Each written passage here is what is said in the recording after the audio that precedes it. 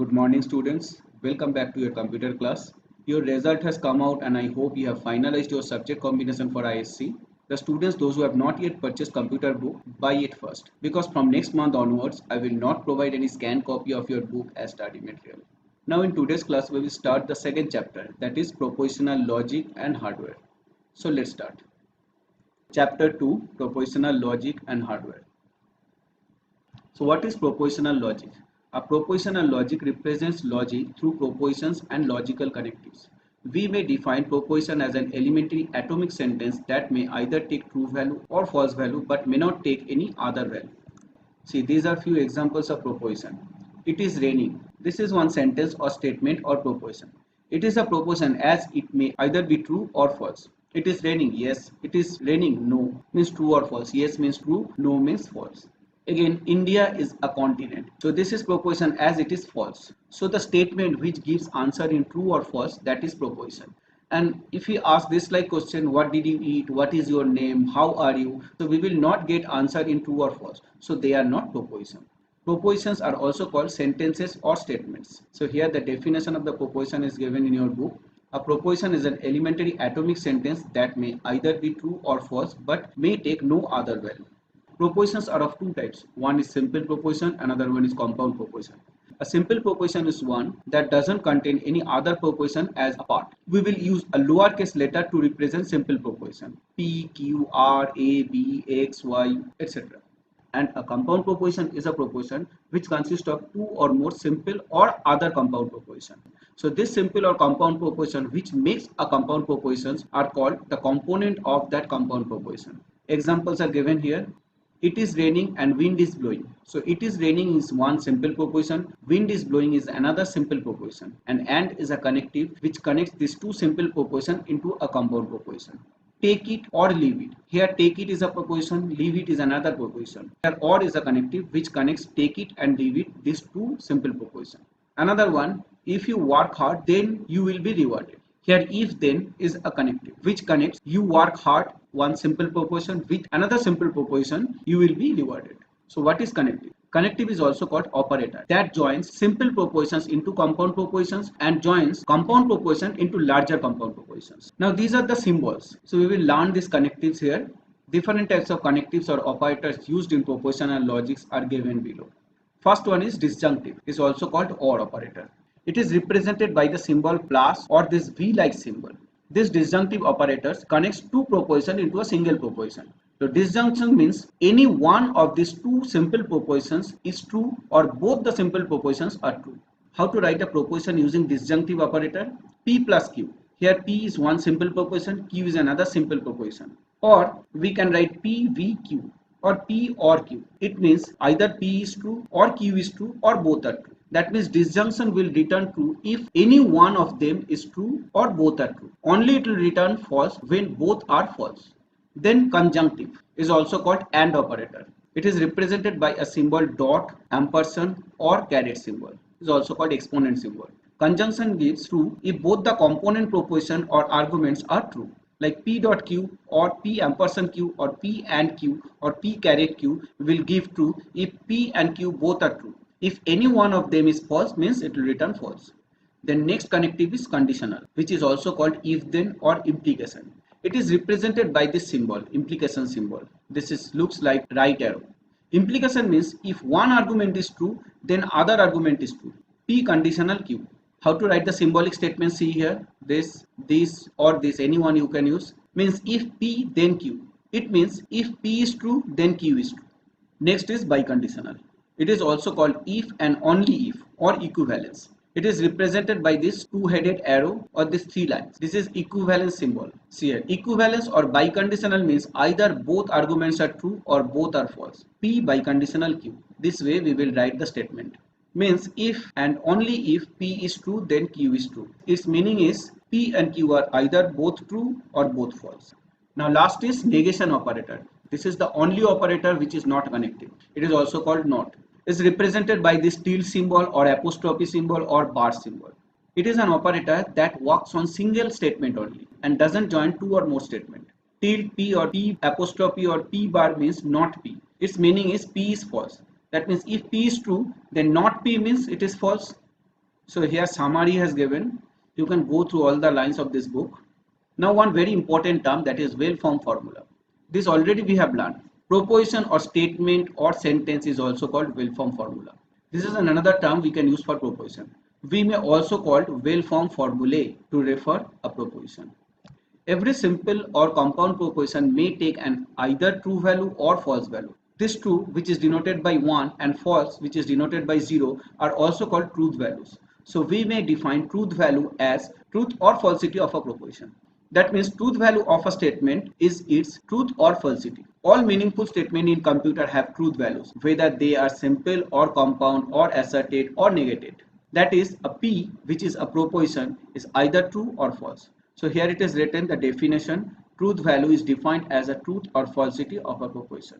A compound statement is truth functional as its truth value as a whole can be figured out solely on the basis of the truth value of its parts or components, like P plus Q. So this P and Q, these two are component of this compound proposition. So here we can find out the truth value of this P plus Q compound proposition from the truth value of P proposition and Q proposition. And a connective is truth functional if it makes only compound that are truth functional. This plus is truth functional connectives because it returns either true value or false value from this P and Q. Now this truth value we can find out in a table which is called truth table.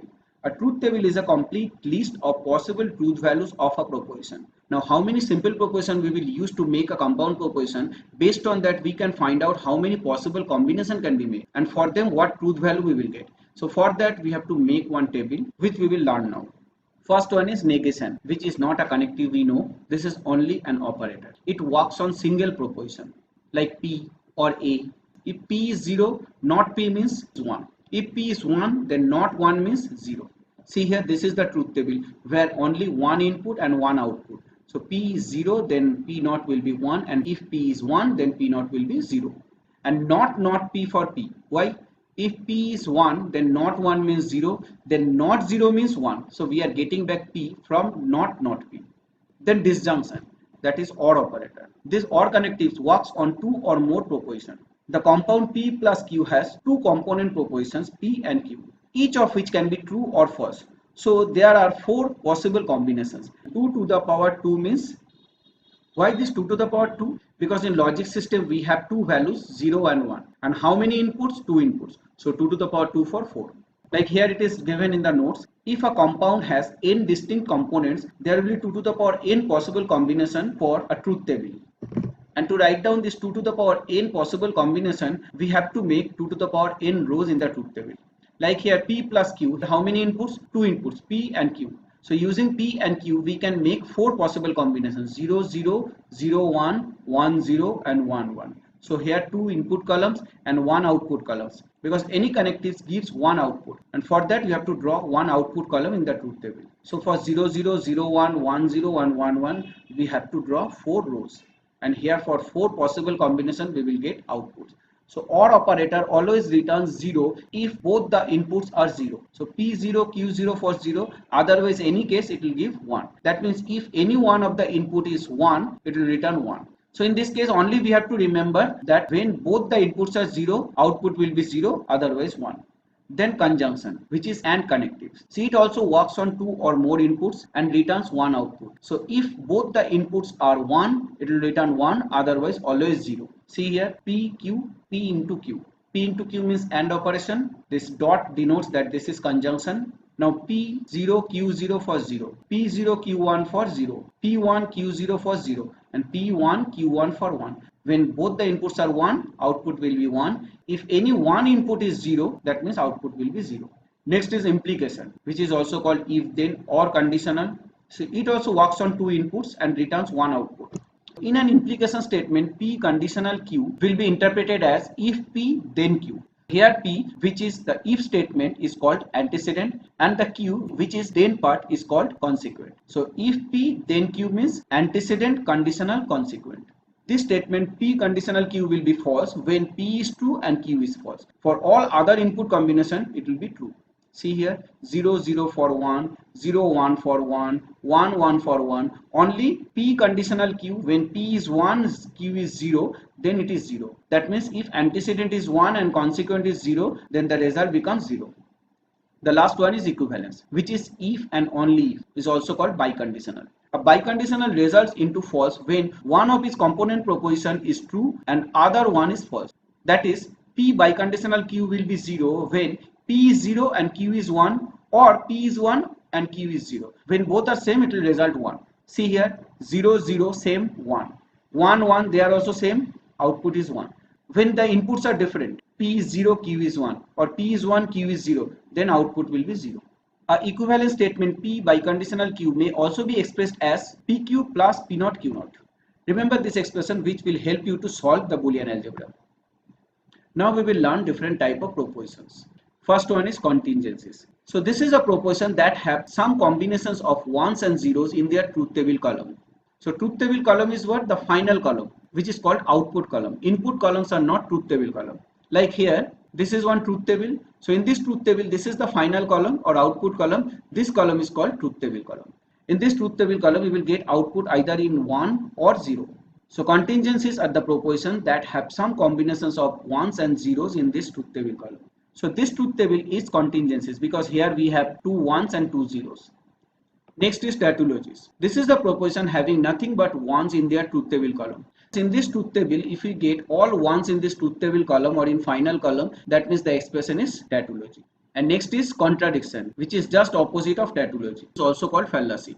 These are the propositions having nothing but zeros in their truth table column. That means output column will contain all zeros. So tautology means in output column all ones, contradiction means all zeros, and contingencies means combination of zeros and 1.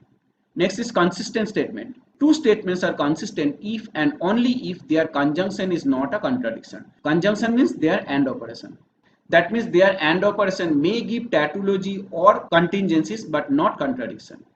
Next is converse. A converse of a conditional proposition is determined by interchanging the antecedent and consequent of given conditional. It results into a new conditional. Like P conditional Q, its converse will be Q conditional P. That means we are only interchanging the antecedent and consequent. P will come at the place of Q and Q will come at the place of P. Now let's take one real life example. If P is it is raining and Q is sky is not clear, then P conditional Q will be interpreted as if it is raining then sky is not clear. And converse of P conditional Q will be Q conditional P. So sky is not clear will be antecedent and it is raining will be consequent. So the statement becomes if sky is not clear, then it is raining. Then inverse. The inverse of a conditional proposition in another conditional having negated antecedent and consequent. That means if the statement is P conditional Q, P and Q both will come in their negated form in the new conditional. So P conditional Q becomes not P conditional not Q.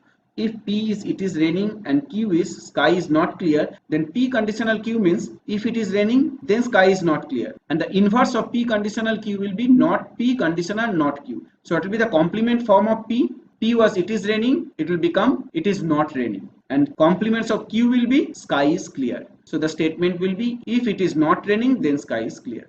And last one is contrapositive. This is the combination of inverse and converse. The contrapositive is a conditional is formed by creating another conditional that takes an antecedent as negated consequent of earlier conditional and consequent as negated antecedent of earlier conditional. That is, contrapositive of P conditional Q will be not Q conditional not P. So if we take the last example where P conditional Q was if it is raining then sky is not clear, here the contrapositive of that conditional will be if sky is not clear then it is raining. So today up to this much. Read the study material which I gave and get ready for your next class to complete this chapter. So see you in our next class. Till then, bye.